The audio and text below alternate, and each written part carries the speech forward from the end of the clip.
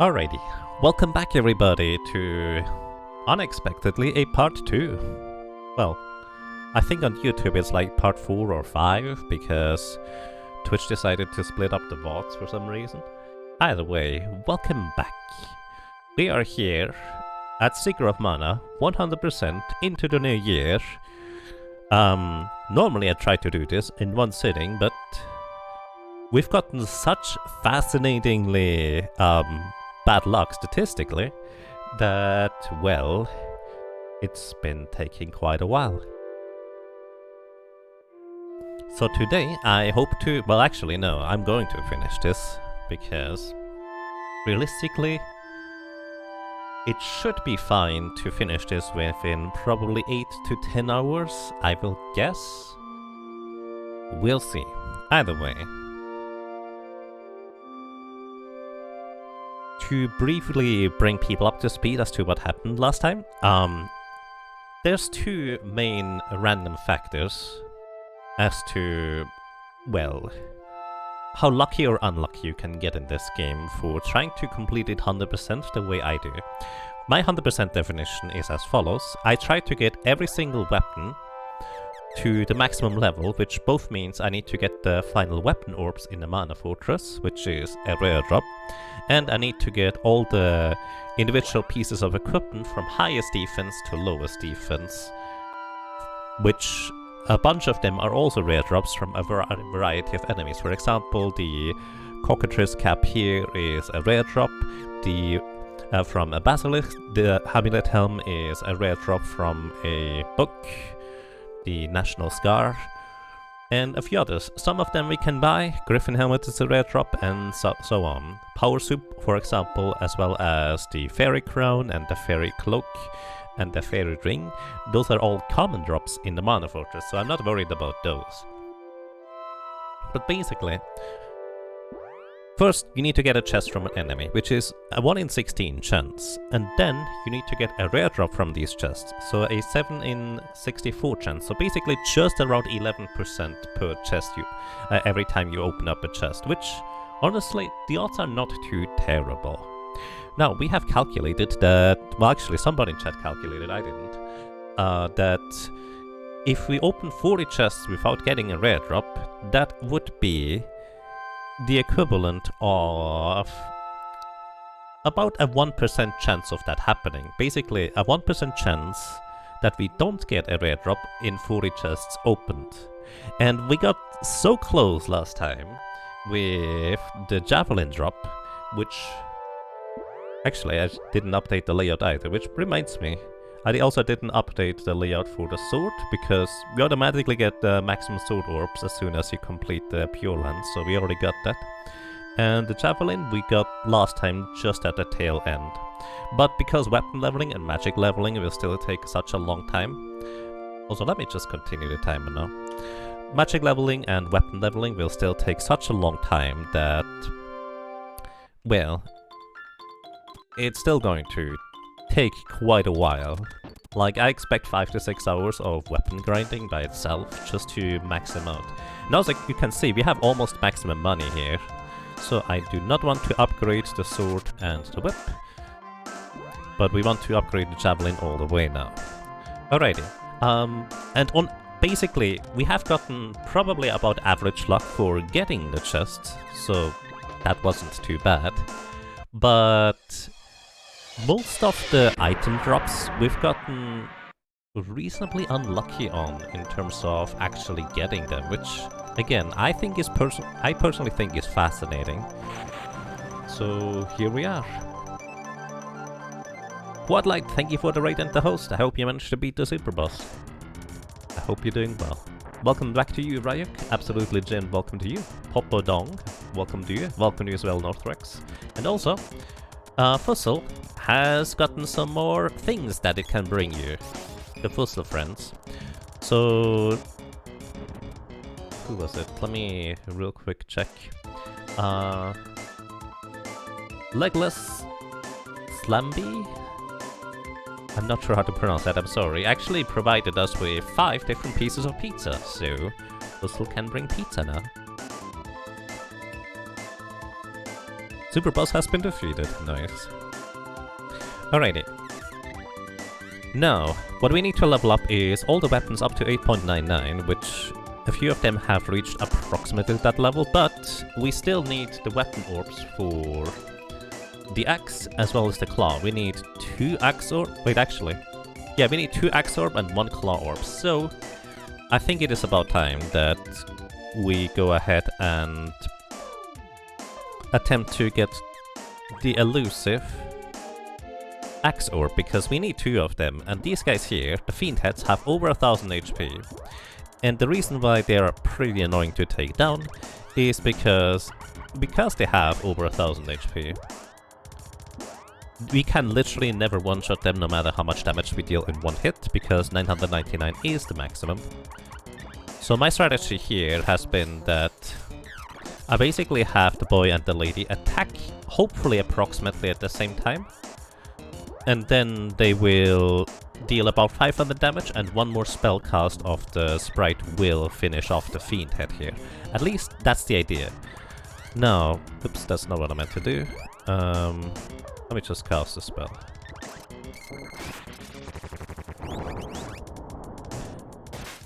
There it is. And now we have a 1 in 16 chance to get a chest drop. Did not get a chest drop on this day. Not yet anyways. And now, if I aligned it properly with the weapons and timing, both the lady and the boy should hit the fiend head at pretty much the exact same time. The sprite casts a spell, and it will finish it off. Hello! I love the smiley face on the rock boulder. Now, real quick, let me check the levels of the sprite's magic. Sprite has everything except Shade and Dryad and Luna maxed out, so I actually don't want to level Dryad here. The fiend head resists Shade, and Luna doesn't have an offensive spell, so I think we just stick with a gnome here. Thank you, Quadlight, for shouting a Quadlight. I do appreciate that, which actually brings me to the point. Let me actually catch up on chat just a little bit. Because we have time. This is not a fast grind. Each individual fiend head has a 7 in 256 chance to drop us a rare drop, and I expect this to take a while, to be completely honest. So, the other day you got to slice each buffalo chicken and cheesesteak pizza. That sounds like a fascinating sandwich. Nice. You like how the spells change animations as they level up? Yes, that's one of my favorite aspects. Like, there's so many little and fun touches in this game that I think are just really neat. Also, I forgot I need to pygmy the sprite, because pygmy sprite will cast the spell slightly quicker, and this is going to add up for, well, casting spells ever so slightly faster over the course of the grind here. But yeah, so, welcome back everybody. I hope you're having a good time. I hope you had a good start into 2023. And if I may ask, do you have any projects running? Do you have any ambitions that you would like to accomplish? Do you have any passions? Like, do you draw? Do you, I don't know, woodwork, stream, make videos in some capacity? If you'd like to share that here, feel free to let us know in some capacity or another, and we will get a lot of vampire capes here. That is number 1 for today. Maybe somebody can keep count. Either way, if you'd like to even link your channel, if you'd like to link some of pictures or something that you do, or I don't know, if you just had a particularly good sandwich or something, let us know. And roll a d20. Let me roll a d20 just in a moment here. I actually need to grab the d20. There is it. Let me absorb MP while I roll a d20. Alrighty, roll a d20 for... I see Northrex, but I think there was one before that too. Roll a d20 for Quadlight.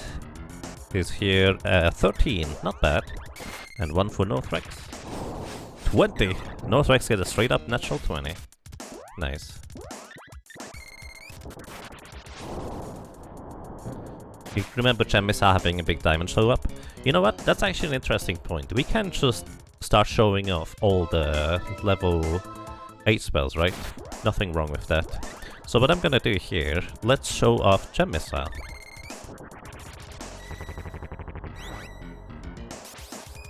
Because I actually really like how this looks. Unfortunately, it's not quite enough to knock this guy out. So I'll have to cast another spell. And let me actually catch up on chat while I do this. But yeah, it's a nice animation, but two problems. It's kinda long, especially for a grind like this. And it freezes everything in place, so you can't do anything. It's basically like Seiken Densetsu 3. Let's show off freeze. It's basically just bigger snowballs. You learn to grow peppers and lettuce in glass jars using hydroponics? That sounds actually pretty fun. Nice. Let's see, what else do we have? Oh, wait, 2 words from Madoy. Welcome, wave wave.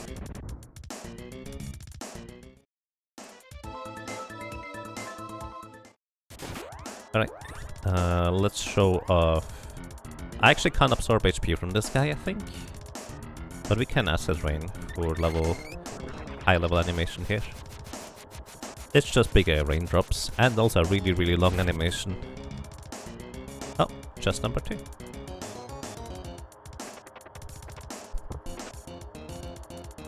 Wow, really? Well, we got an Exorb already.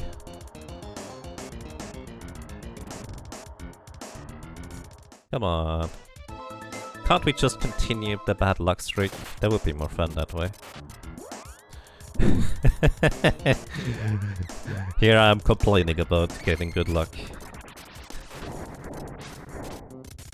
That was unfortunately not a level 8 animation. Let's see. I need to catch up on chat. I'm so slow at reading. Sorry. Okay, I'm gonna stop waiting too though.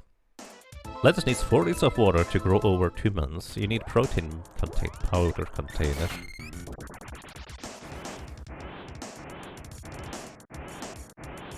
And we have dragons as the level 8 animation. By the way, I'm calling them level 8 animations because even though it says level 8, unless it does a special animation, I'm pretty sure it does the same damage as a level 7 spell. Alright, Exploder. That was unfortunately not a level 8 Exploder.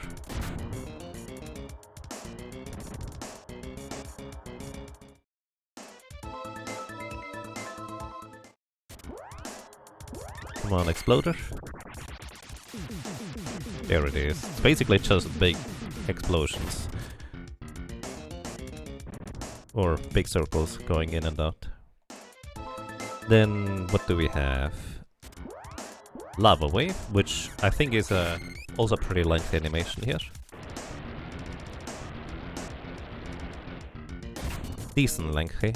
Actually, compared to how long Lava Wave normally takes, it's actually not that long. Then we go over to Sylph. Big air blasts. That was not a level 8 animation. Which I'm pretty sure is not sufficient to knock this guy out, yeah. Boom.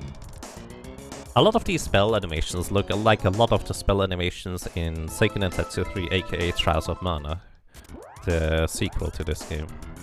Then we have lightning bolts.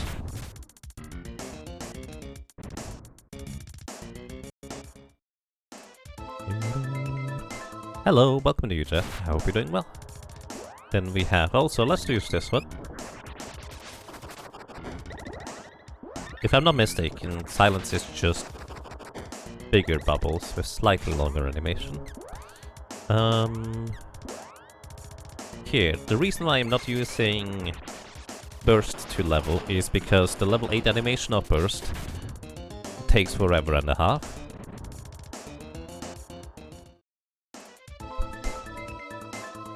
Oh, right, we can go laser explosions too. There, this animation takes such a long time that I don't want to use it to level for the grind here. It's really lengthy.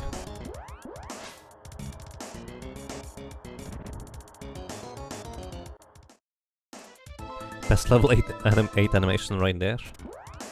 Maybe. Alright, so then we also can show off Luna. If we get it sometime. Excuse me, Lumina. Luna is the moon. Lumina is what they later called Wisp. Which I guess is fair, because that way there's not that much confusion about which one is which.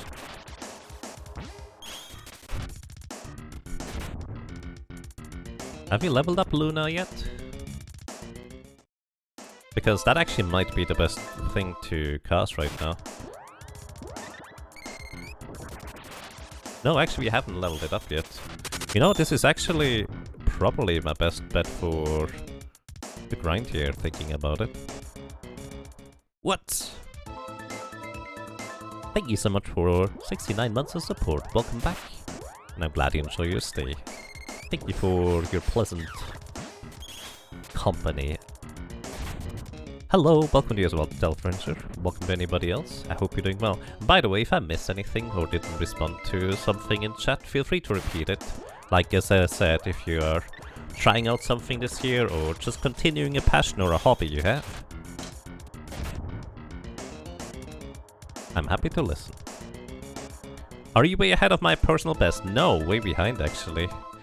We are right now about 9 hours behind. That's the funny part about this. You know, actually this is interesting because I didn't even consider that I could use Lumina to level here. So what I'm gonna do is I'm going to switch it up, give the sprite the offensive weapon here, let the sprite attack and have the lady immediately start casting spells. Get the sprite to be offensive here with the javelin. The sprite and the lady should have the same attack timing, so this should still work. Pick me the lady so she can cast spells quicker. And give the boy some more critical hit chance.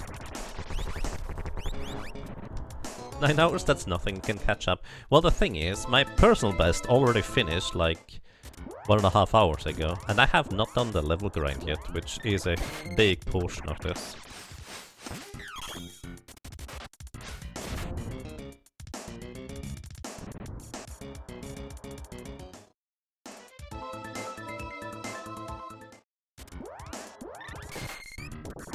This game and Secret of Evermore were two of your favorite childhood memories? Nice.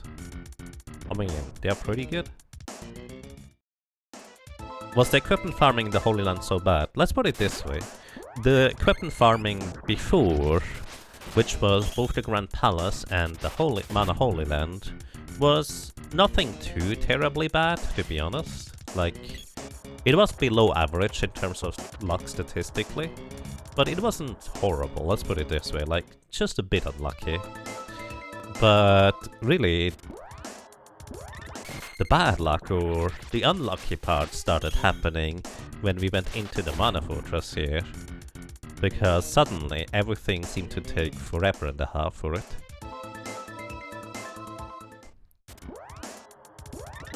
Also the Pure Lands, Mana Holy Land.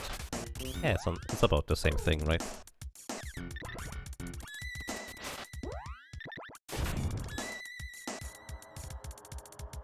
So of course the lady doesn't have a convenient way to recover MP by absorbing it from enemies, but we have Fairy Walnuts.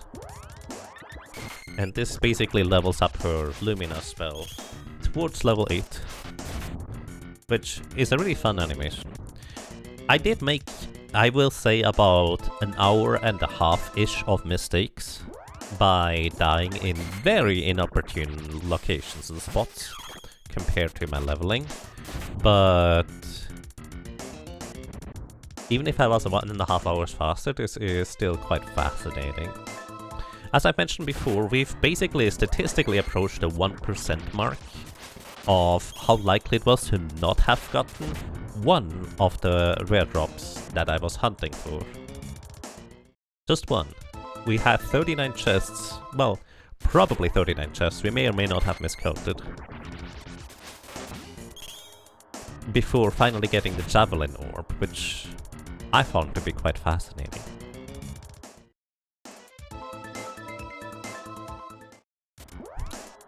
And yeah, Foggy Volcano, Misty Volcano is the German translation for the Pure Lands, which, I mean, it's reasonably fitting. Like, the German translation team took quite a lot of liberties when translating, but I personally argue it was for the best. Like, I actually personally really like the German translation. Like, it was a proper localization to make sense in, well, the local area it was put into.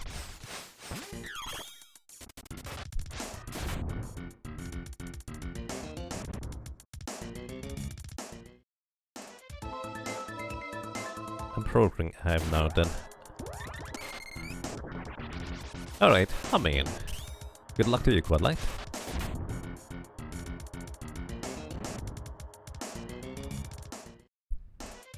NPC names were a bit weird in the German one. I mean, I do not disagree, but I also say English is just as weird, at least in my personal opinion, so it's about equivalent. Hey Dingsbums, welcome. Hope you're doing well. We all actually got decent luck. By the way, unfortunately, I blue screened over the last week, so I could not retain the splits, so I just had to skip a bunch. So we can't actually, unfortunately, see the entire journey we've had when running through the game. But yeah. Den Hagen? Ah, yes, middleware, that one.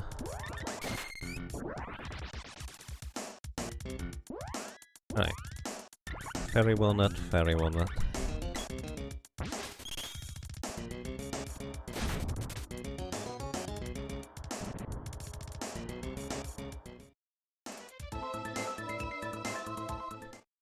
Translation is converting text or speech from one language to another. Localization is making the translation make sense. Exactly.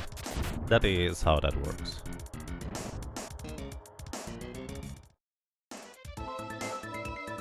Which some people prefer it to be exactly the way it is in the original source. Which, fair. That's up to you if you prefer that. But I am a fan of like good localization. Like if the translation team takes a bit of liberties for things to make sense or just adjust things. Like translating from one language to another is an art. Like you have to basically be able to write proper novels and books in order to be able to do the translation works of such yourself.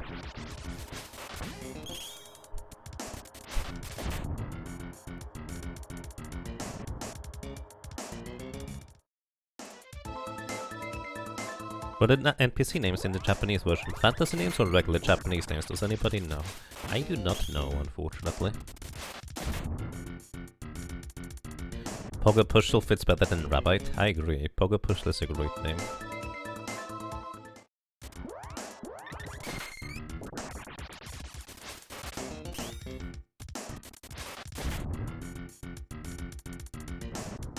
I forget where exactly the random Prim and Popboy names came from.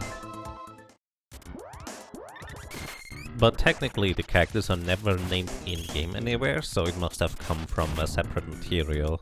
Like maybe the booklet or something that came with the game.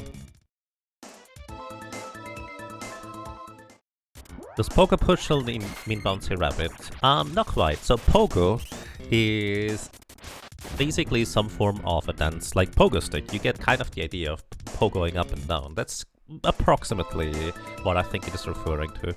And pushel is referring to something reasonably soft. Like a flock of hair or something like that, so... Or a bunch of feathers. Actually, I think it's more like soft hair-ish that I would describe it as. I don't actually know. Again, translating things is difficult.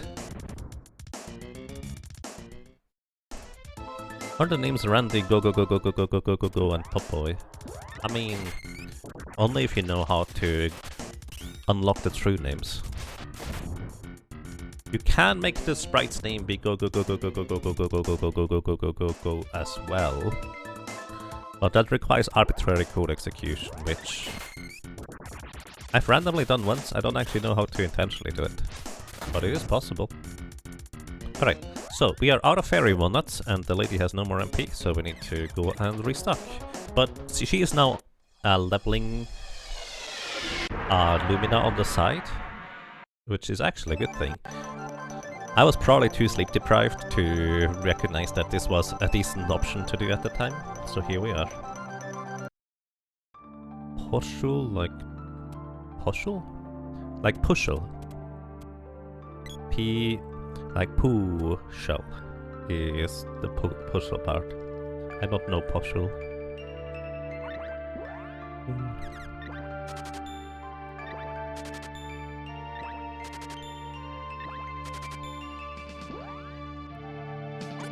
You always interpret pushul as something fluffy? Yeah, pretty sure that's approximately what it's supposed to mean.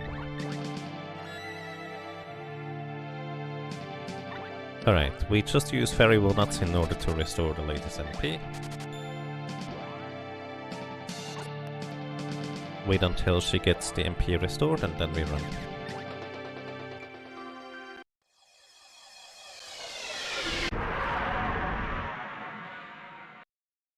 Pushul is sometimes referring to soft tails like a bunny's. Right.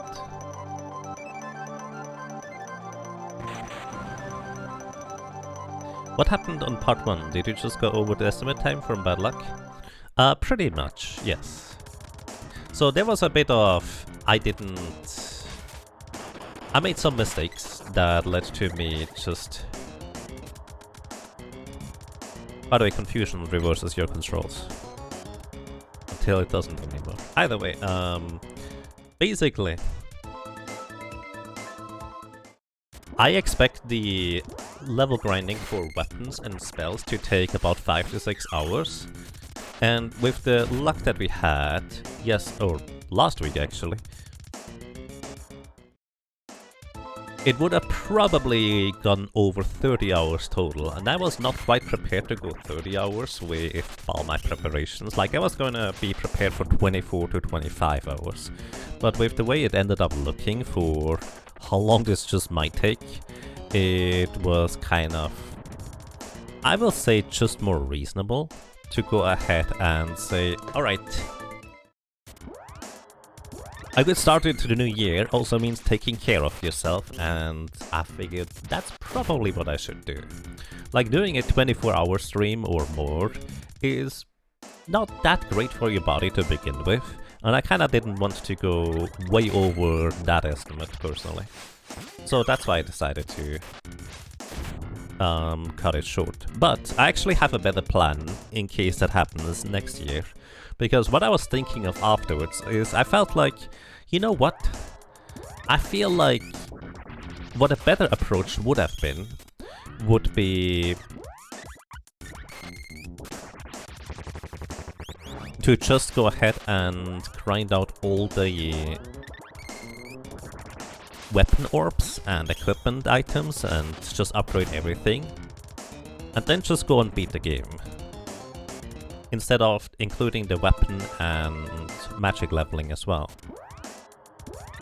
Because that way we would have at least had a reasonably satisfying ending to the last stream too, even if it wasn't the 100% I set out to do. So next year, well actually technically this year I guess, we will probably be aiming for that. But yeah, it was just a really fascinating amount of just not getting lucky. I don't want to call it bad luck, because, I don't know, semantically it feels like it makes more sense to just calling it not getting lucky. Is this new game 2-player? Did anyone play the new game on Steam? You can multiplayer it, but I think it's only local multiplayer, in case that is what you're looking for, so it's no online multiplayer. And the remake on Steam is a mixed bag. It's not the worst, but it's basically one of these cases where anybody who has played the original, especially when they were a kid, were just hoping for a bit more. It does have its good things. And honestly, if you have never played the original, and you don't have much nostalgia for it, the original has a lot of rough edges, let's put it this way. It did not age particularly gracefully. So even if I prefer the original strongly, I don't blame anybody for preferring the remake, but at the same time, I would not necessarily recommend the remake inherently, if that makes sense. I did not do that right.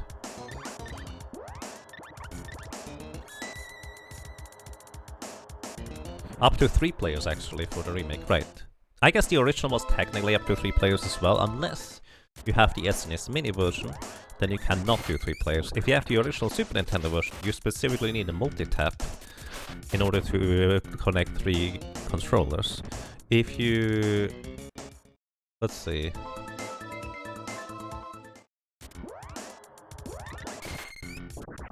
if you play the Virtual Console version, I think it automatically always has 3 players unlocked, so you cannot switch between 2 and 3.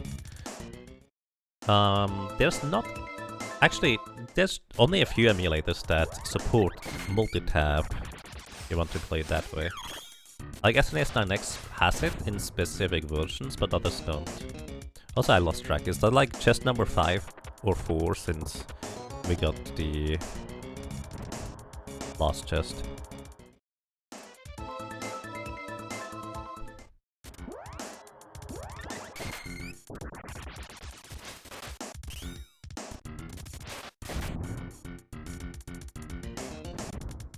Three? Yes, 3.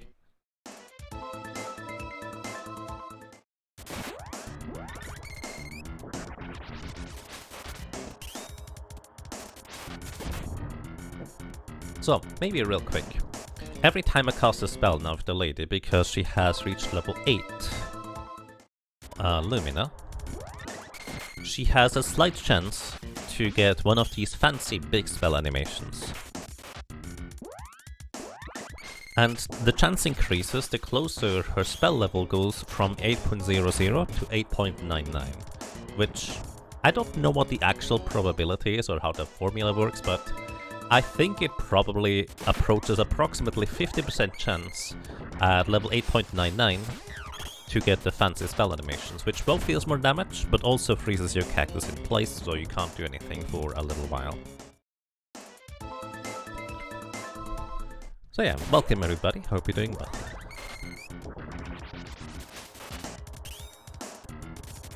And welcome to you, Michael Volt. I mean, it's been tradition to speedrun Secret of Mana starting on the 31st of December into the new year. Just this year we got less than ideal luck. Oh, there it is. Level 8 Lucent Beam animation. Let's get another one. We did not get another one yet.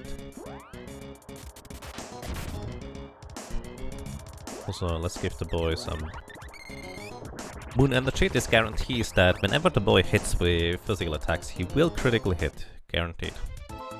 So I think the sprite might actually be too slow to attack. Kinda weird that it works with the lady but not the sprite.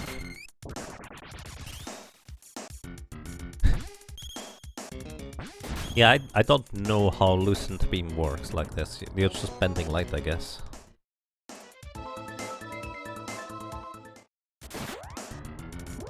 Oh, right.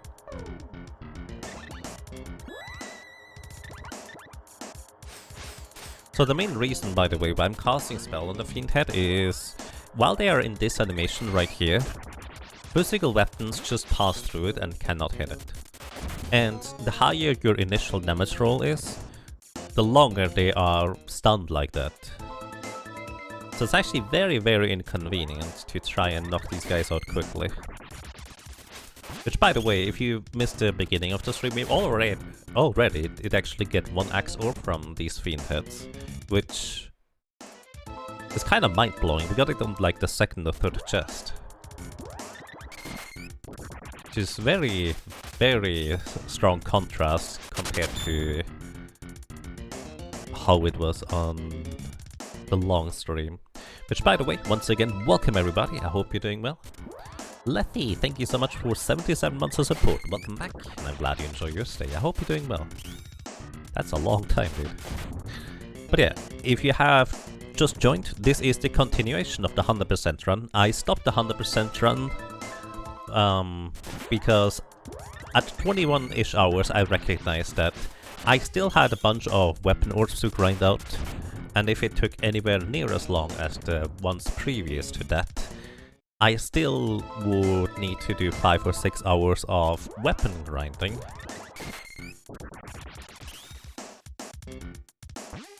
So I effectively decided that it was healthier for me to postpone the ending to the next weekend, and this is where we are at now. Welcome everybody, I hope you're doing well. Rump. Runeseeker, thank you so much for 28 months of support, welcome back, and I'm glad you enjoy your stay. Alrighty, by the way, real quick streaming and content plans for our little channel here for this upcoming time. So I will be off of work, or no longer employed I suppose, probably by the end of the month, maybe before that, I actually don't know. We'll see. And basically what I want to do is, I already described it in Discord in the New Year's post, if you will, but I would like to focus just kind of trying to create a video for YouTube. One of these challenge commentary videos that you see kind of all over the place, but honestly I'm a big fan of it. And I feel like maybe Crystal Project might be an interesting first candidate for me trying to create one of these. So we have done a solo character challenge playthrough of Crystal Project. I have started writing a script and these kinds of things. But also, oh, we need to go and restock again. But also, I have started like trying to edit and cut together footage, but I just never get anywhere. So my goal for the beginning of February is going to be that I will want to create that video, and I will try to stream my process of doing that. So maybe if somebody has like experience in video editing or script writing or storytelling, also we maxed out the money count, hooray! But yeah, if anybody has experience in these kinds of things, I would be happy for some input. And because I will be putting that onto YouTube, although I will be kind of probably have... oh, that's the wrong character. I will also have a bit of a premiere, so to speak, on Twitch here. I'm kind of hoping that people would be interested enough in this that they might also try to promote it, tell your friends about it, or somebody who think might be interested in this kind of thing, stuff like that. Wait, did you get your MP back? You did, okay. So yeah, that's just kind of one of my things that I personally would like to branch out on, because it's one of these things I feel like, where making that first challenge video, I'm a bit of a perfectionist in that, where I just see something that I think, oh, that's not that great, let's just redo it. And that's not good, because I'm never gonna get anything done if I do this. So that's gonna be one of my first big goals. The other goals is going to be also try to get back to the old favorites, Terranigma, Tales of Fantasia, maybe Trials of Mana, aka Second Densetsu playthrough as well. Stuff like that I would like to basically just approach.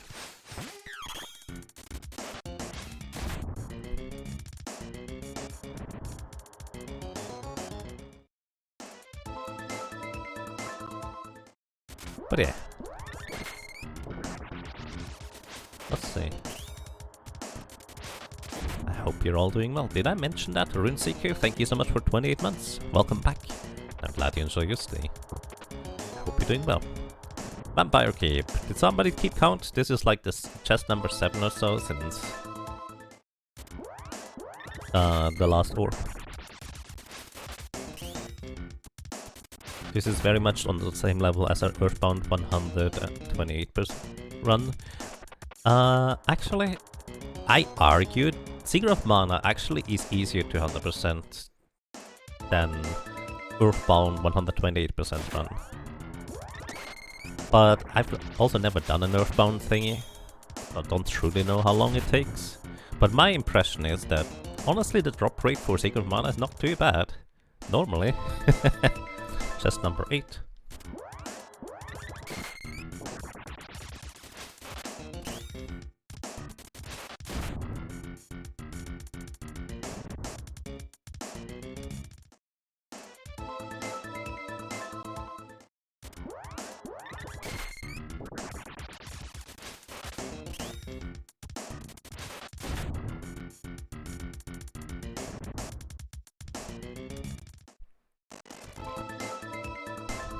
And yeah, Maga is just doing an Iris percent run, basically more or less at the same time as I did the 100% Secret Mana run. Was actually really fun. I didn't even realize that, like, he started about 2 hours before I did. I was so engulfed in preparations, also chest number 9, let's just say that, that I didn't even recognize that he was doing that. And then he finished with a really crazy good time. Like, I figured I was probably going to finish the Secret Mana run before he finished Iris percent run, considering, like, how that normally-ish goes. But turns out, I went the exact opposite way, which, honestly, again, at some point, you get such bad luck that it just becomes fascinating. Plus, I get to talk with people here a bit more, which normally I'm terrible at paying attention to chat, so now I can look over all the time.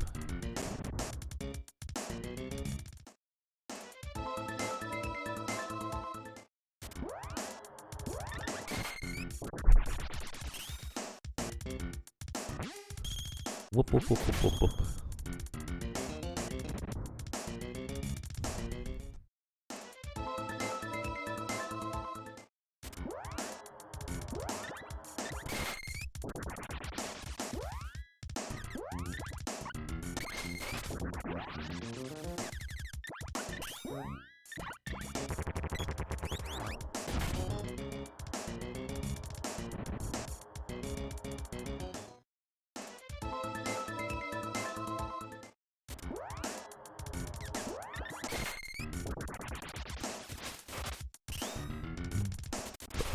Oh yeah, Magus definitely finished some Iris percent runs last year.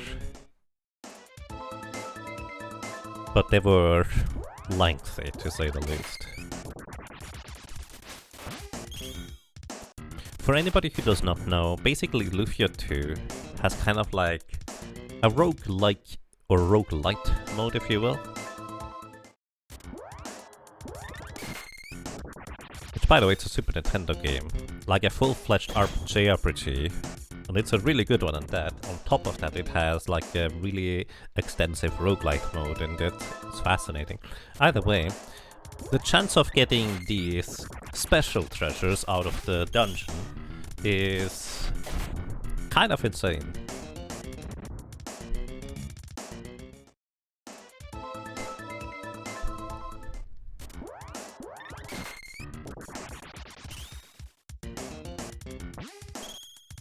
Also, by the way, I'd like to point out that we do, in fact,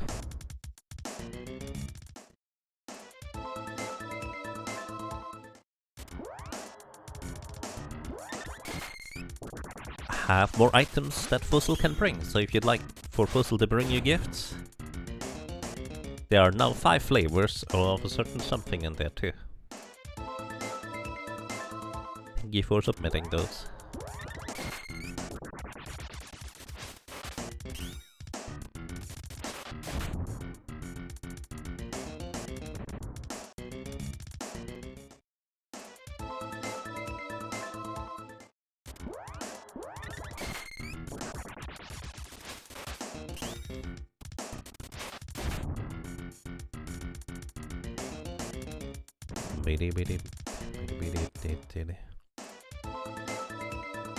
Puzzle friends! Hey man, I hope you're doing well.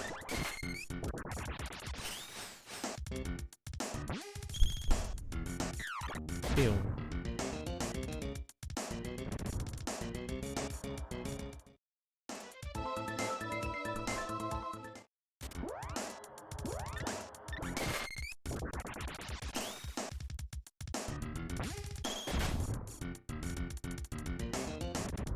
10% chance the worst luck is 105th try or something.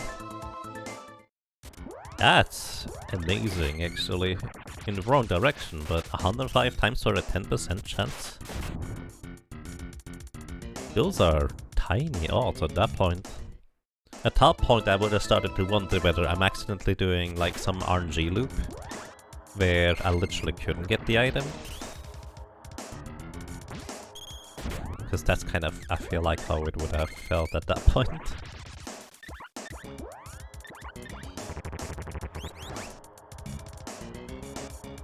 No chest. Let's actually briefly check how much more do we need. We need 46 more spell casts of Luna. We get 12 each time. So that is for each full mana bar. So that is 34 once we are done with this one.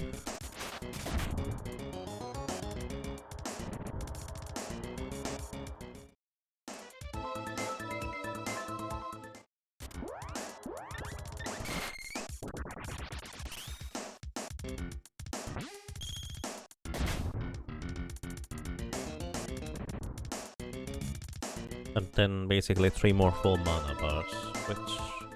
Actually, that's perfect for just basically doing one more full trip after this one. We will have maxed out Luna. And hey, Racodactylus, welcome! I hope you're doing well. It's actually going quite fine. The third chest of the Fiend Head already gave us 1 Axe Orb, we just need 1 more. And then we need 1 more Claw Orb. Although at this point we've gotten...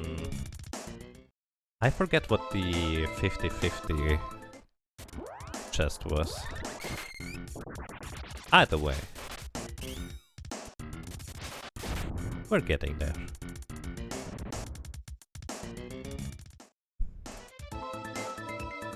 Only a 0.0016% chance for 105th try to 10% chance, not that low. Is it? I figured it would be lower than that, like it just feels a lot lower. Interesting. But yeah, that is still very, very unlucky. Or lucky, I don't know.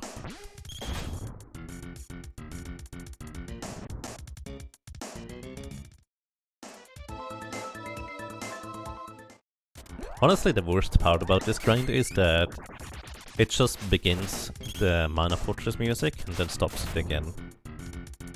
I really like the Mana Fortress music, so it's a shame that we don't get to hear it more.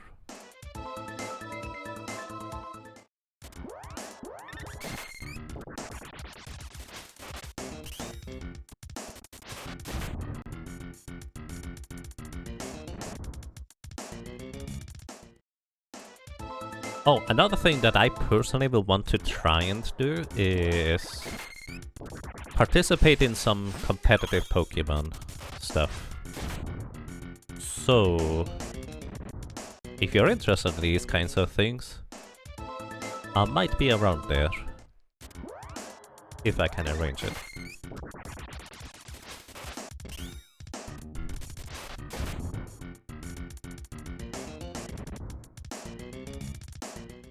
It's not cosmically low, but it's still amazing, right? My brain was going to say that it was much less than 0.0016%. But at the same time, I don't know about your intuition, but I argue that human intuition is pretty terrible for grasping the idea of odds that low.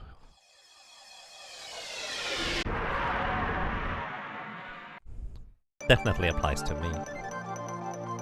Also, in case you're wondering why I'm doing my restocking here, is for one, it's right where I exit the Mana Fortress. And for 2, sleeping is a lot slower. But then again, I guess I could save in case something weird happens, like a game soft lock or a crash. But as long as I don't do anything stupid like that, it should be fine. But yeah, by the way, to give you a frame of reference on how statistically unlucky we got, in the very first 100% run, which was very much unpracticed, and just kind of, well, I planned a bit ahead, but not too crazy much. We had to also keep the boy at level 1, because I decided to level up all the weapons, including the sword up to 8.99, which involves some really finicky weapon leveling shenanigans that I argue or guess will probably add about 4 or 5 hours on top of the 100% grind that we are doing here. That run finished in just under 33 hours. And here is kind of the comparison that we can actually draw. It almost maxed out the money. It did not actually max out the money. This run here, we have maxed out the money before I get the last weapon orb. Which is kind of crazy.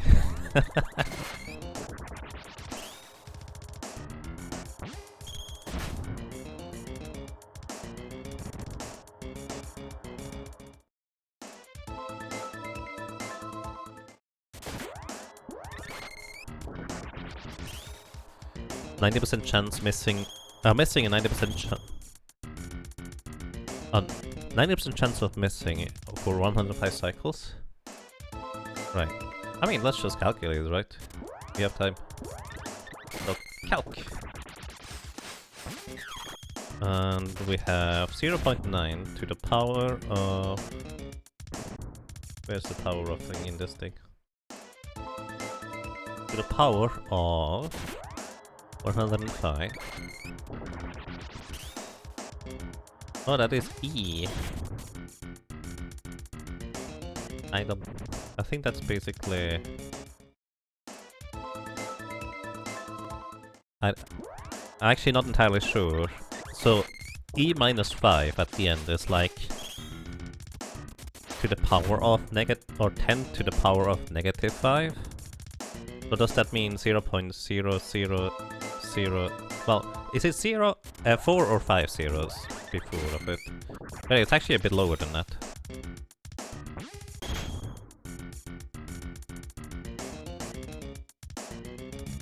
Oh wait, yeah, you removed the 2 orders for... Yeah, actually no, that's not... it is about right, actually.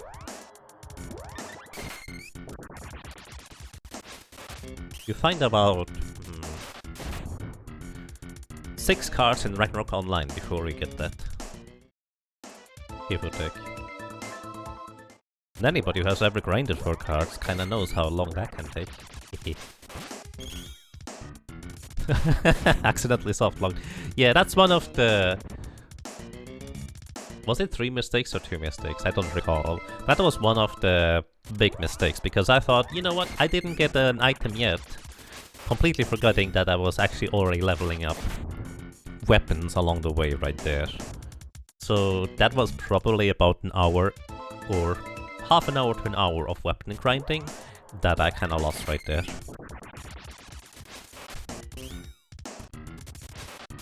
It's easier to think in terms of 1 in 63,758, I suppose. So chest number 10.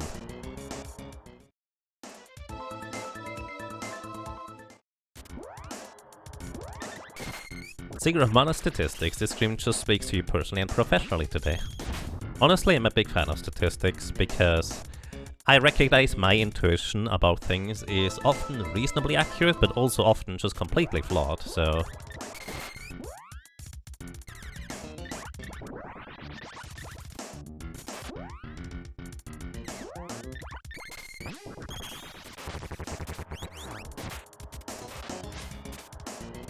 Oh, that didn't knock it out.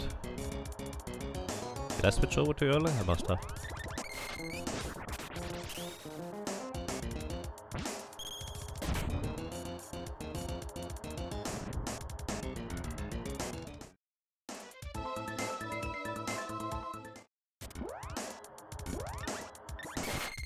Yeah, but it's percentage. I think. Either way. I think it's fascinating.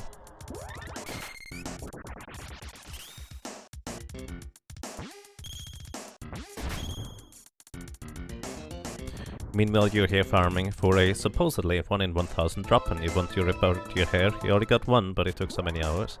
I mean, there's also kind of the investment cost, and what does it cost you to try and get these things, right?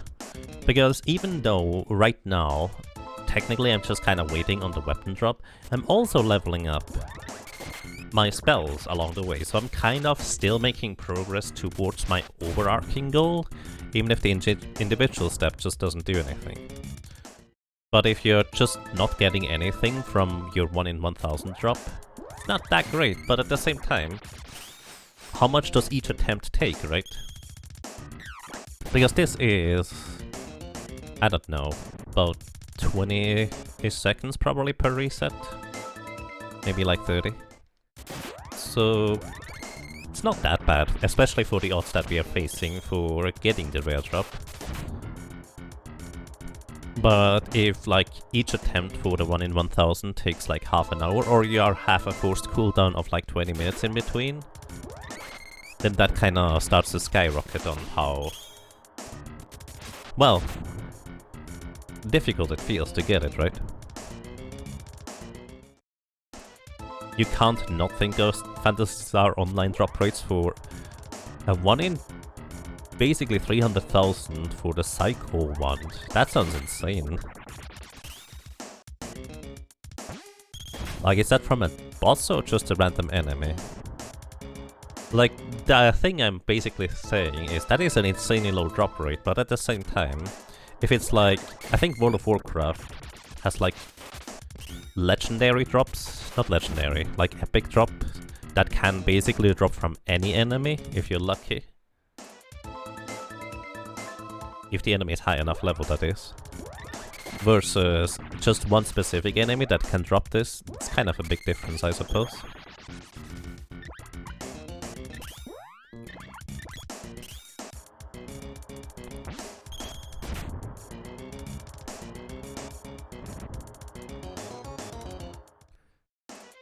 Psycho one is from rather rare enemies too.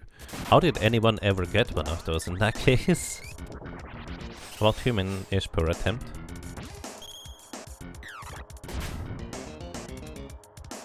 If you get the 50% drop, that can give the 1 in 1000. It's more like 1 in 2000 then.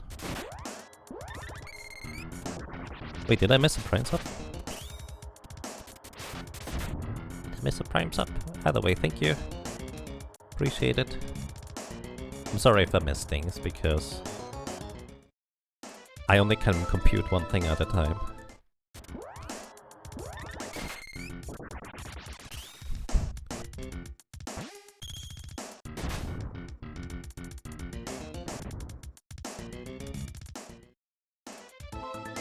First time you got a weapon orb as it dropped here, you thought the game glitched to give it. Right? It definitely feels that way.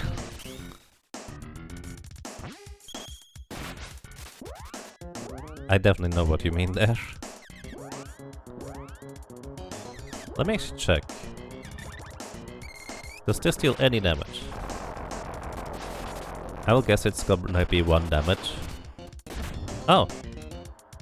That actually does deal some damage. You know, once we're done with Luna, we can probably just spam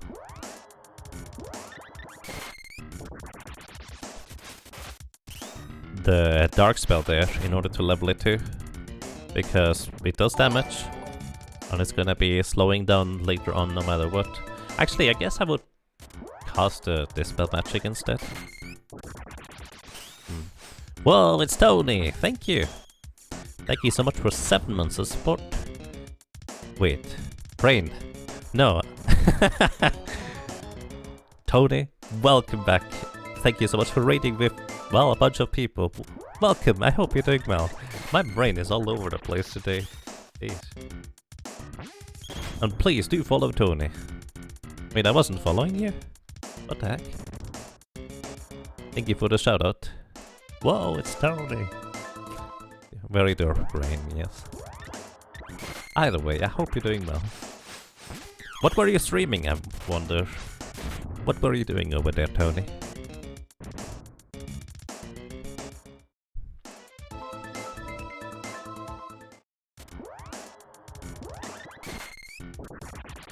The rarest mount? I mean, honestly, stuff that was not supposed to be in the game and just accidentally exists.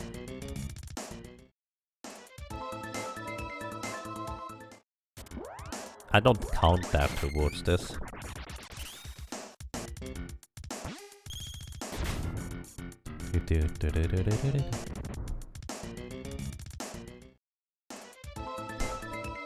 Drop table differences in fantasies. Based on some idea, you had to make different characters to access different tables. Yikes. That sounds like a terrible system, to be honest.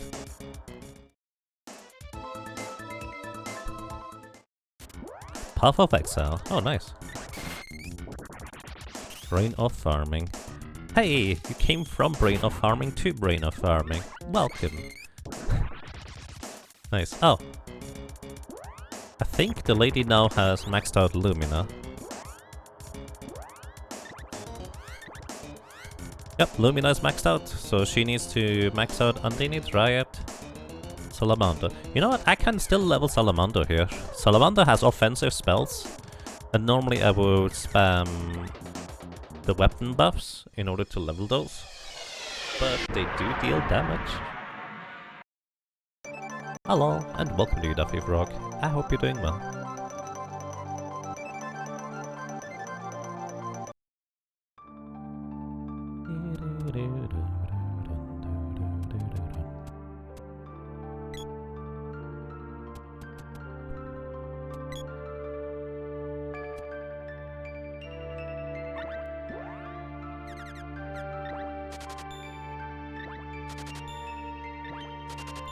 You have a GameCube memory card. Here you have characters created to be a different section ideas for PSO. I mean, granted, you love PSO with a group you used to play with, but there was a ton of hours putting into it, which just characters up to the difficulties just to grind items for your mains. Wow.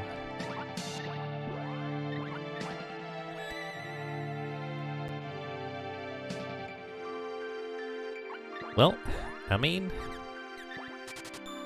some things just work that way, I suppose.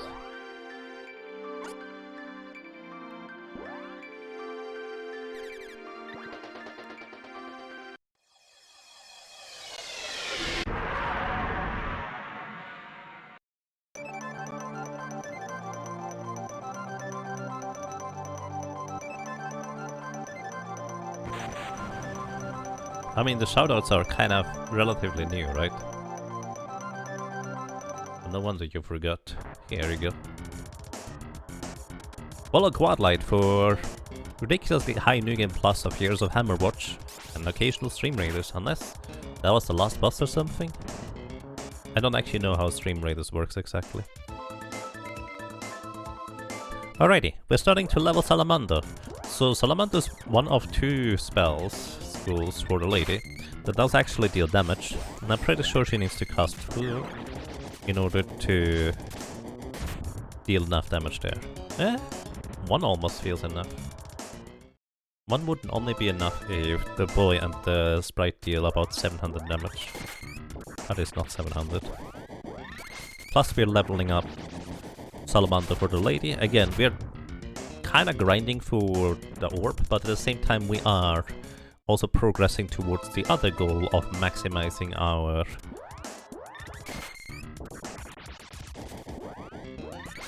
equipment, levels, spells.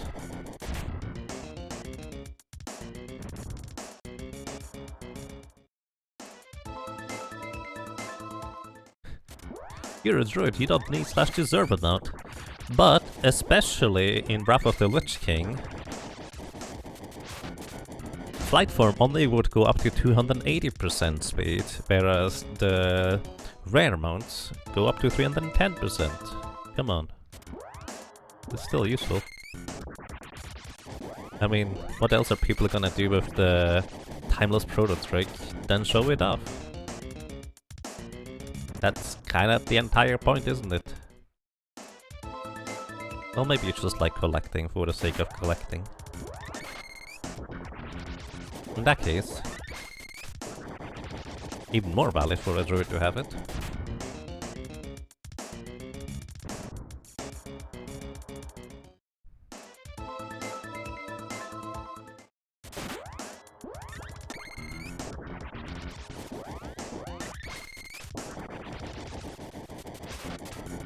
Each event in Stream Raiders has multiple chapters. Each chapter has a boss, midway and final chapter of super boss after some extra loot.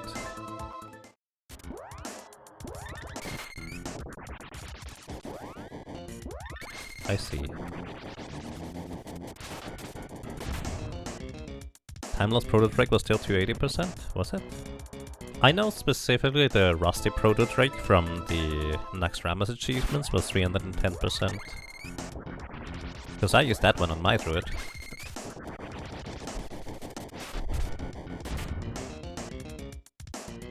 I didn't realize Timeless was 280.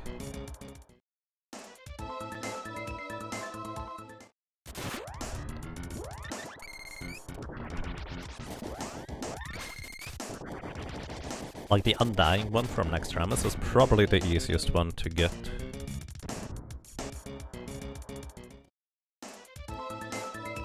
Timeless was never worth it. To me, Timeless was one of these things which was kind of...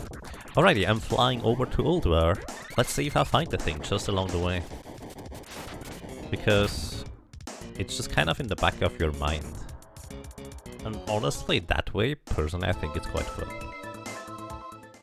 I was never specifically hunting for it.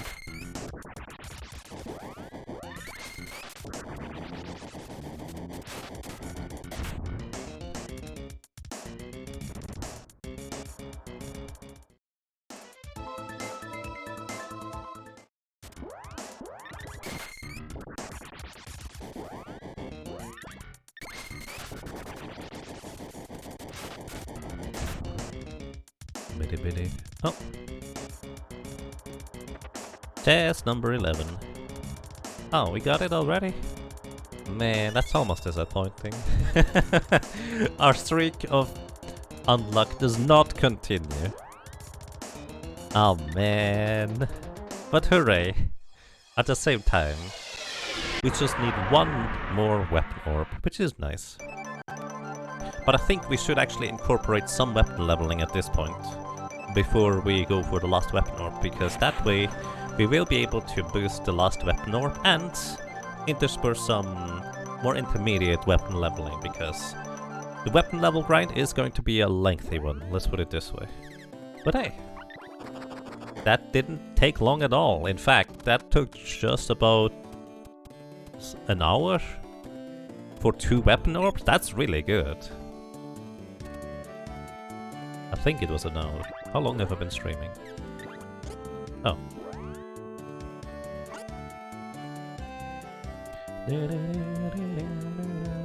Yep, it's about an hour. 15 minutes of letting people come into stream, so I started streaming early. Good morning. You are Riot Quetzalcoatl. One of the most pleasant people around. How are you doing, Riot? How are your projects going? How's it running for you? I hope you're doing well. Also, welcome to you, High Spirits. I hope you're having a good time. Welcome to you, Mikachu, Arsomner, ZP Dali. Welcome, everybody.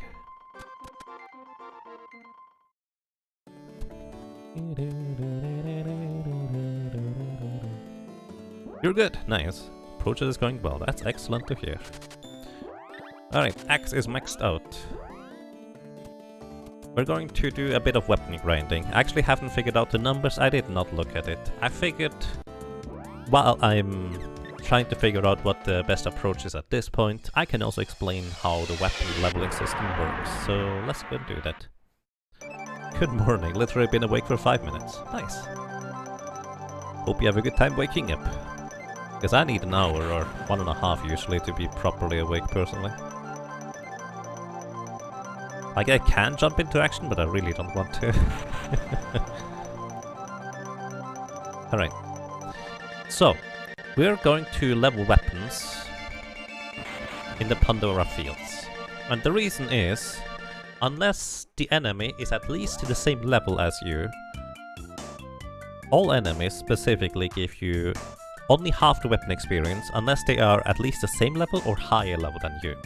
We are level 99. The highest level enemy is the Terminator, which I think is level 70. Either way, all of our characters are way above that level, which means, by default, we get half the weapon experience whenever we defeat an enemy. Now, what this means is the weapon experience works as follows. It is always rounded down if it is half a number, so from 5, if we get 5 weapon experience, half because the enemy is too low level, it's 2. And half of what the character gets that gets the kill gets transferred over to an ally. So if we get 5 weapon experience from enemy by killing it, halved because we are too high level, and half of that goes to the other 2 characters. So 1 experience points for, well, the other 2. And it actually does not matter what level their weapon is. The only thing that matters is the weapon that you kill the enemy with. This is why we have the whip still at level 1. Because at level 1, we get 8 weapon experience per kill. Halved to 4 because the enemy is different level, and halved again for the allies, so they get 2 weapon experience each. So we can't level up the whip any further, but we distribute 4 weapon experience total to the other 2 characters, which is way faster than trying to level up the weapons past level 7s manually. Now the thing about this though is, you might have noticed a problem there. From level 8 to level 8.99, 8.99 is the highest weapon levels displayed, is you need to kill an enemy and you get 1 weapon experience, halved if the enemy is not high enough level, rounded down to 0. So literally, if you have all the weapons too high level, and you are too high level on your characters, you cannot get your weapons up to 8.99 anymore. This is why we effectively use the whip to boost the other weapons all the way up to 8.99. Then we level up all the way the whip, because the broadsword is the only weapon or the sword that can only go up to 8.00 unless you use a glitch. If you get the mana sword early, you can get the sword up to 8.99 as well. But because this is glitchless, we're not doing that. So 8.99 is the goal.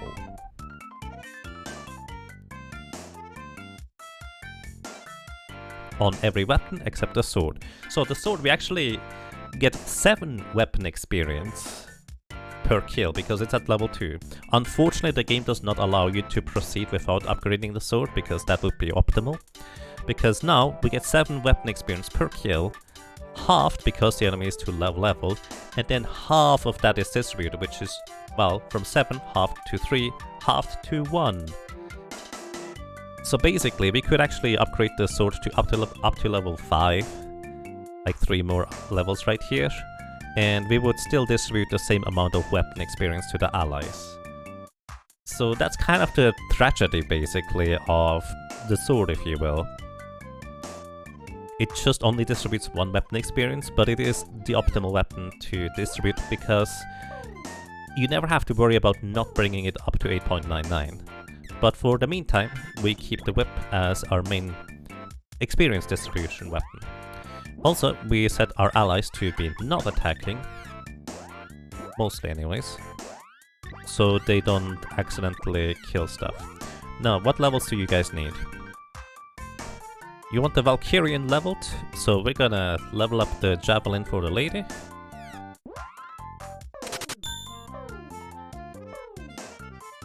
And the Sprite one's what leveled. Also, we still have a bunch of weapons at low enough levels that it's fine for us to just kill stuff. For example, here the Sprite still needs to level up the Javelin, the bow, the sword, and that will distribute a good amount of weapon experience to the other characters. So we will be using this. So if you ever do a 100% run, you can probably save yourself an hour or 2 by just optimizing your weapon leveling, because I did not optimize my weapon leveling, let me tell you. Right, we're gonna give the boy the claws That way we have two weapons that go from 8.00 up to 8.99. And the sprite is just going to level up the sword to level 2 and then we'd probably switch over weapons. So the boy I have not set to be passive yet. There we go. So, it is 50 enemies killed with the sword at level 0 to level up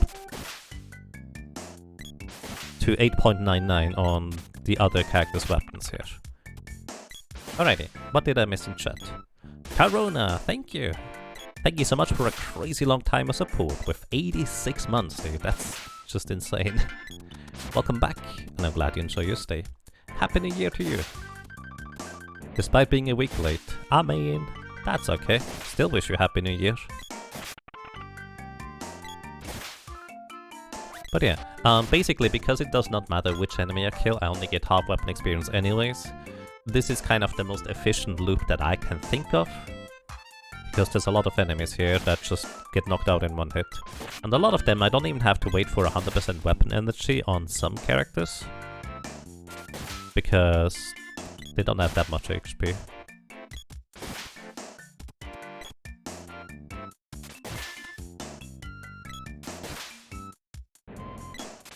By the way, fun fact, the Rabbite is the one enemy that does not have a 1 in 16 chance to drop a chest. I believe it is a 1 in 8.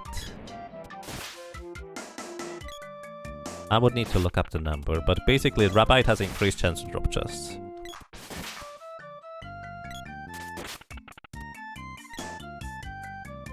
Probably to help you in the early game, getting through the Rabbite forest, getting some candy, maybe gold if you get a rare drop from the Rabbites. Although the gold is not really worth much.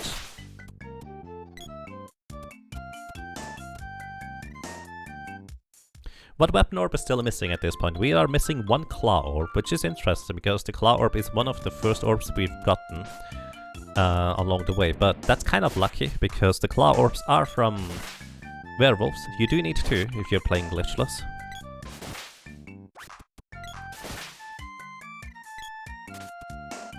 So yeah.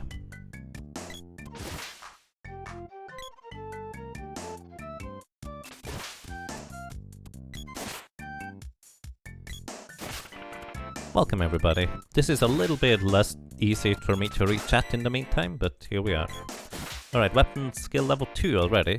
So the sprite's weapon on the sword right now is maxed out. What I should do, and I should have done that a long time ago, because somebody actually mentioned that during the stream last time, but I just didn't follow through on it. We can level up the sword up to level 5. That's fine. Because level 5 sword means we get 4 weapon experience, half because the enemy is too low level, and then half of that gets distributed. So basically 4 divided by 2 is 2, divided by 2 is 1. It's the exact same weapon experience distributed in comparison. Compared to a level 2 sword. Which is kind of crazy. Like level 2 to 5 all has the same thing. 2... This is level 4, 1 more is fine. We can go up to the Excalibur. So we can get the sprite up to level 5 sword. Which actually is interesting. The sprite got 4 weapon experience each kill. So that's 25 kills to get to level 1. And then another 25. Actually, I think the sprite, the lady and the boy are now done with their respective weapons, aren't they?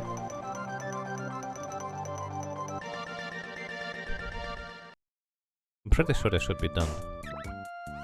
You're...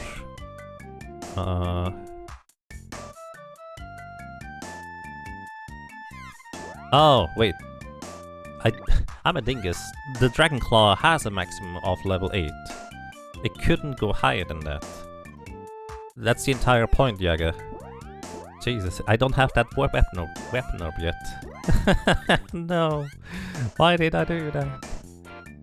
Ah, that's stupid. Alright, she can also use the Garuda Buster to boost other characters' weapons. So I'll do that, and the sword from the lady as well. Alright, we're gonna level up the claw on the lady, because she is nowhere near level 8 yet. So up to 8 for you. And you are going to get the javelin to 8.99. Alright, that is now 100, or actually 99 enemies.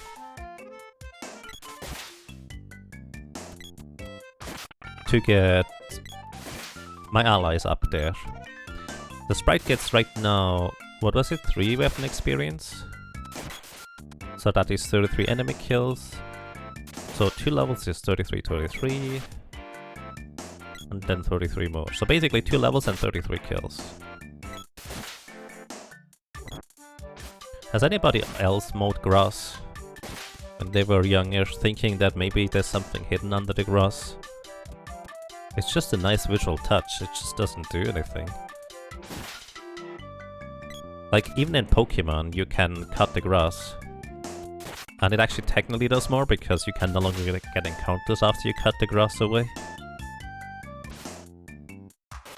Or you can even cut the tall grass into small grass.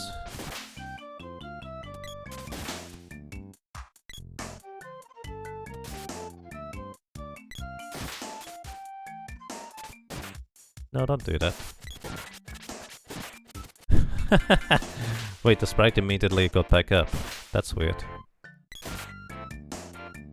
You almost never see these vampire flowers or lullabuts cast sleep flower, but they can do that.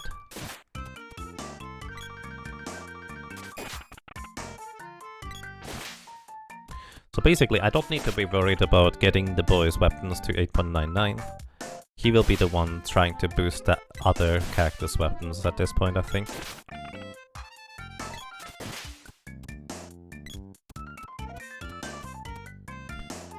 What am I trying to achieve right now? Right now, I'm leveling up all the weapons up to 8.99. Well, not all of them, because I don't have the claw orb yet. But I'm basically just mixing it up a little bit, so we don't have to do the entire grind in one go.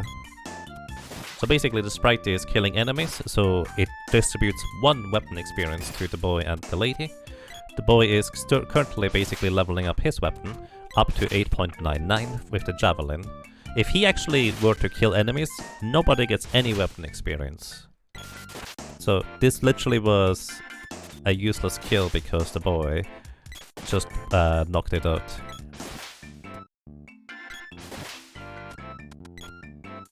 So yeah, we're weapon leveling right now because honestly the orb grind for the last orb is gonna be more interesting than this, so here we are.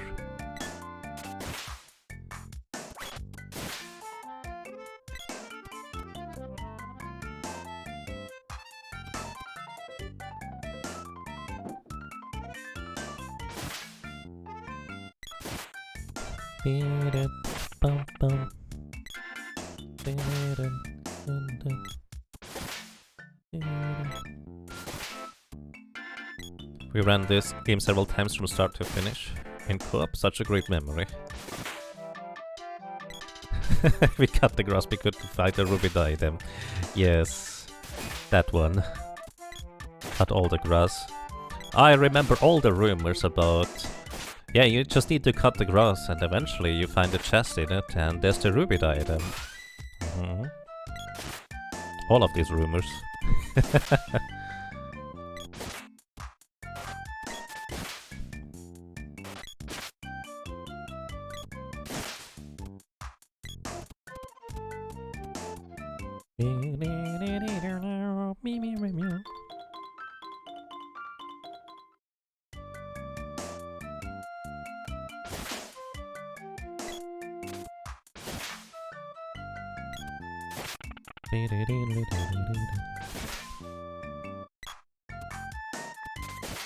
Alrighty.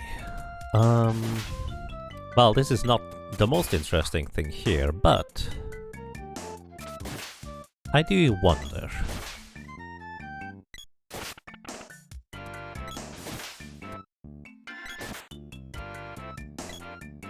When you played Singer of Mana, did you get to play this co-op with somebody or even 2 other people? Or did you end up playing through this game yourself? Because one of my favorite aspects, especially as a kid, was just conquering an entire adventure with 2 characters, or 2 players, or 3 even, at the same time. Because, especially in the NES era, a lot of the idea of 2-player was player 1 goes until they win or die, and then player 2 goes. Just kind of, not exactly co-op, it's more like at the same time-ish experience, I guess. And I just always loved the games which allowed you to play through an adventure rather than just individual levels at the same time. And especially in the Super Nintendo era, it started becoming more and more common. And some of my favorite games that I was most looking forward to when I was younger were games like... So this should be your maxed out, yep. I'm gonna give you the bow in the meantime.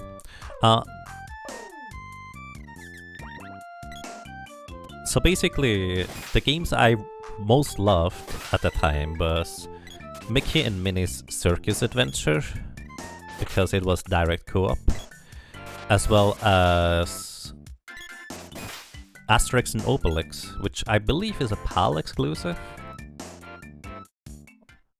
That game is really difficult, and not necessarily the fairest way. It does have a lot of the old bones, but it both looks really good, as well as is really faithful to the source material, and on top of that, so what do we go for next? On top of that, it actually has really crazy good music. If you've never heard the Asterix and Obelix music for the Super Nintendo, it has some really, really good tunes. You think Asterix and Obelix in areas, there's like multiple versions. Like Asterix and Obelix is different than just Asterix. I only played the Asterix and Obelix one, which is the co-op one. Which, by the way, has slightly asynchronous co-op, which I found to be fascinating. Because Obelix is the big guy, of course heavier, so there's these little seesaw spring jumpy thingies that you need to use. Solo player, you basically have rocks to help you out with, but in co-op, you basically have to send up the little guy Asterix first, and then by jumping onto the thing with Obelix, so it springs up Asterix, and then move down a rock from above, so Obelix can get up too. It was just great co-op, honestly. It was really difficult, yes. It was genuinely really difficult.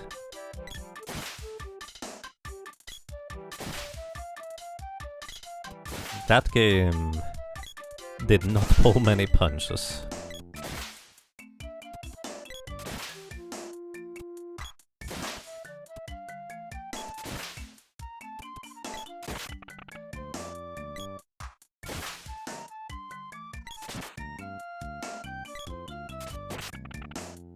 Also, let me just double check real quick in case I made a mistake. I would need to reset. You have 63, 64, okay, it's good. I'm always nervous upgrading the sword because if I upgrade it too much, I literally make my goal impossible.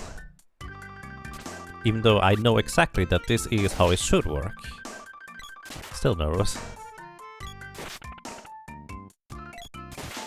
Your grandfather collects Smurf stuff? We have a lot of comic books from the Smurfs. Those were fun. There's also actually Smurfs games, SNES games.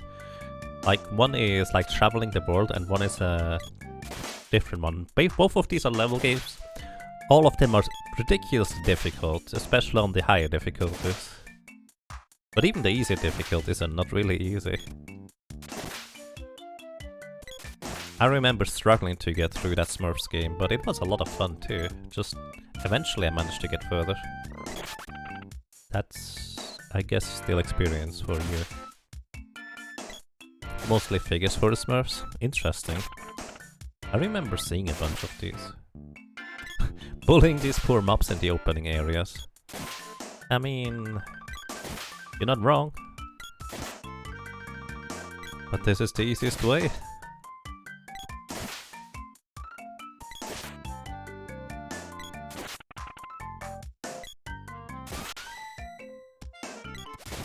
Up until we reach level 6 on the sprite's weapons, we still distribute weapon experience to the other characters. So I think that's gonna be my first goal here. Get all the weapons on the sprite to level 6. And just level up whatever we can on the boy and the lady along the way. Alrighty, how much did you need still for the claws? Oh, you just leveled up to 7, so you can get one more. Also, Happy New Year everybody! Arrow is now level 8, so that is 99 more kills with the Javelin at this point in order to level it up to 8.99. I believe I counted about 20 enemies every cycle, depending on how many we get, I guess. So that is about 5 more back and forth to max out the bow on the boy. All your Smurfs are belong to Smurf.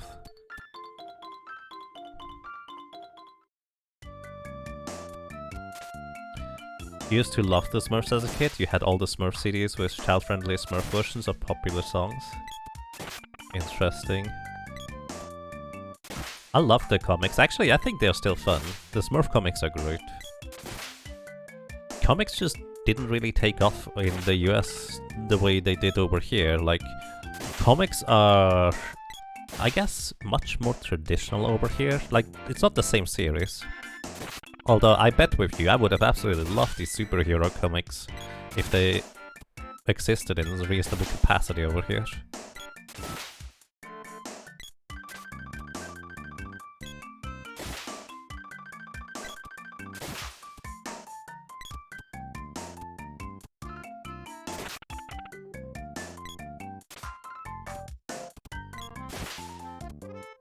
So fun fact, we actually don't want enemy items or chest drops because a chest is considered like an entity and there can only be a maximum of 3 enemies loaded in the game at a time. So this means as soon as we get a chest, we can no longer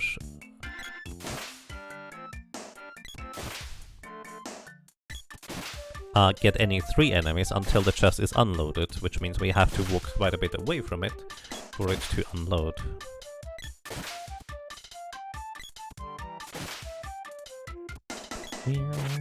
By the way, the sprite needs to catch up the most on weapon experience, so it makes the most sense to give them the weapons they can level up like this. And just distribute the additional experience to the other characters. Because of course, because the boy has the highest natural attack power, I was kinda using him for most of the heavy lifting because that was kinda necessary at the time. Also, you know what? Let's go and save. I have confirmed that the weapon, the sword,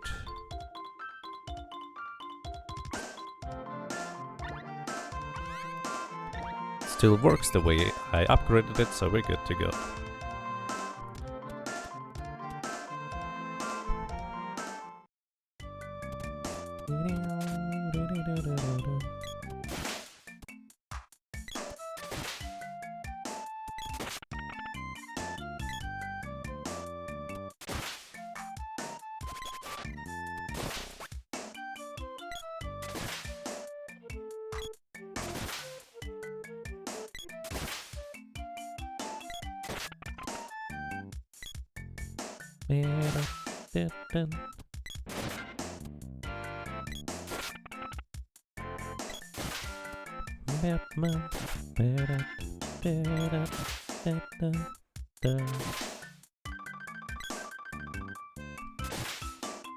Actually, maybe all the characters' weapons up to level 6 might be a first good initial goal.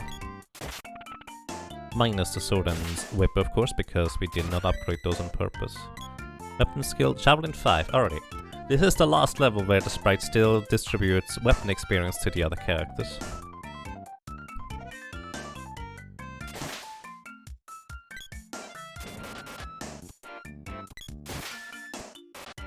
My brain is so used to English that I was thinking, wait, why do you want the Smurfs to die? Then I realized, oh yeah, right, that's... The entire sentence is supposed to be German. Glove is level 8, which means the lady can no longer level up the glove any further at this point. So we will give her the axe to equip, so she can start leveling up the axe towards the next higher level, while the sprite is still maxing out things.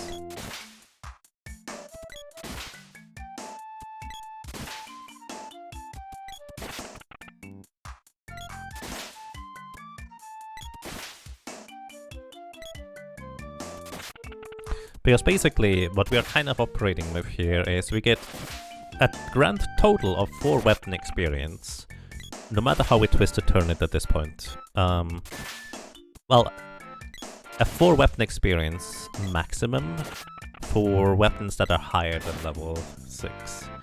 So what I'm doing here is effectively by having the sprite knock out the enemies, or higher than level 2, whatever. The sprite gets at least 1 weapon experience, 2 weapon experience every time they knock out an enemy here.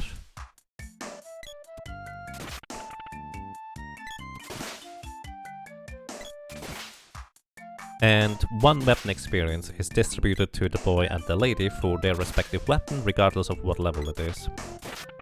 So effectively, at lower-ish levels, even though I distribute only 1 experience still, I might get actually more out of it from the sprite. But right now, it's 2 weapon experience for the sprite, and 1 each for the boy and the lady.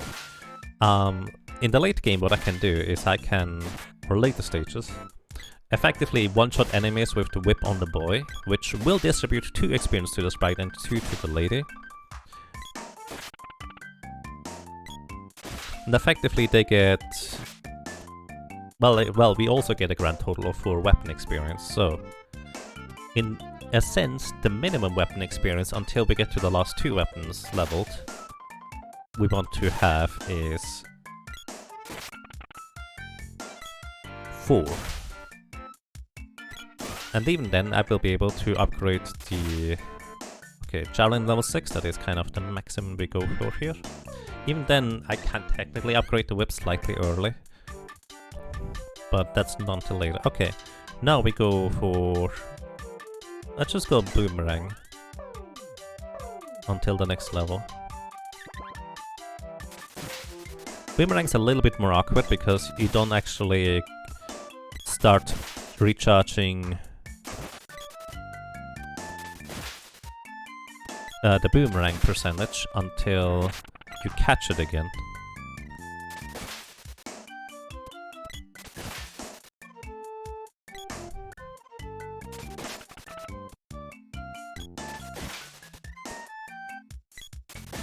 So you kind of want to walk towards the boomerang.